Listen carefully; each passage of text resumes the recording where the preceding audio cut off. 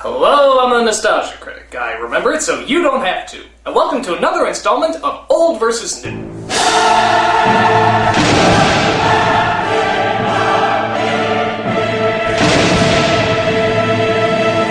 You wanna know what I love? Tim Burton. Every time you see a movie by him, you know it's always gonna be dark, strange, and goofy. That is, except when he reimagines stuff. We all know what a powerhouse remake Planet of the Apes was, so I wasn't very enthusiastic when he was remaking one of my childhood favorites, Willy Wonka and the Chocolate Factory. When I saw the trailer for this movie, I really thought it was gonna blow. You can't top the original. No way, no how. But, much to my surprise, I was totally right. Not that it was the worst film, but I just don't think it held a candle to the original. Is this just the thoughts of a stubborn curmudgeon, or is there really something there that I'm missing? Well, let's take a look back. This is Willy Wonka and the Chocolate Factory versus Charlie and the Chocolate Factory. I've got a perfect puzzle for you. Willy Wonka, the amazing chocolatier. Willy Wonka, here he is. So let's get down to the main star himself. That is the main star of Willy Wonka and the Chocolate Factory because his name's in the title. Even though that movie was more about Charlie, and that Charlie and the Chocolate Factory was ironically more about Willy Wonka, sort of a marketing mistake in my opinion. They should have thought a little harder. I forget.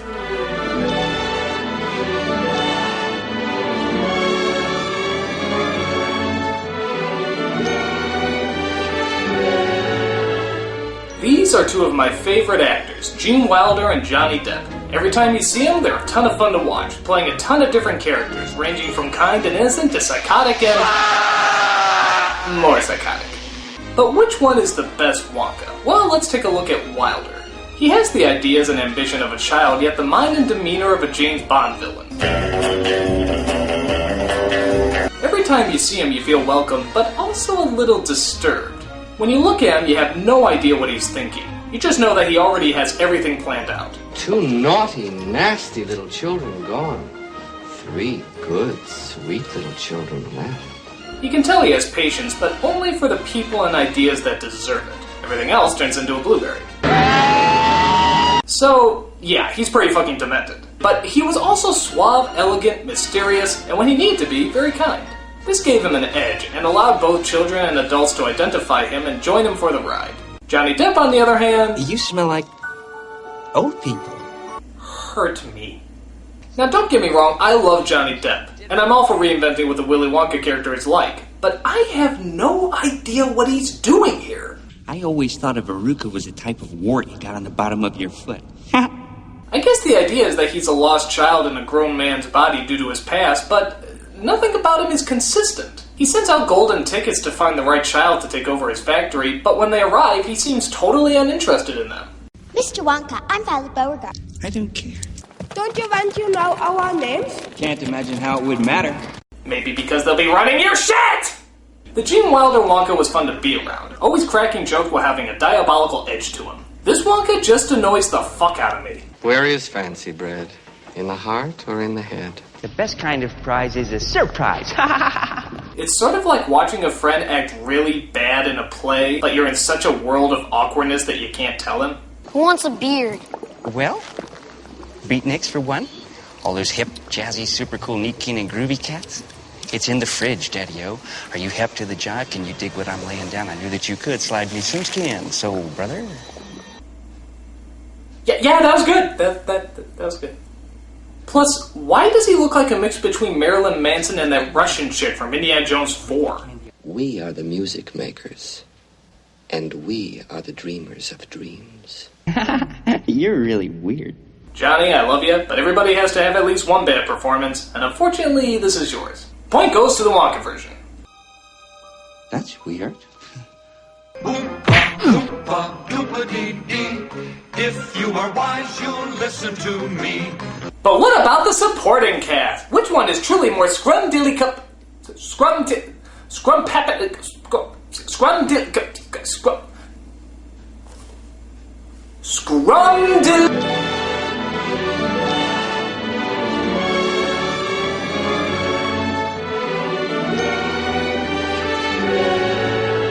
In the Wonka version, all the kids are great actors and reflect the bratty stereotypes of the time.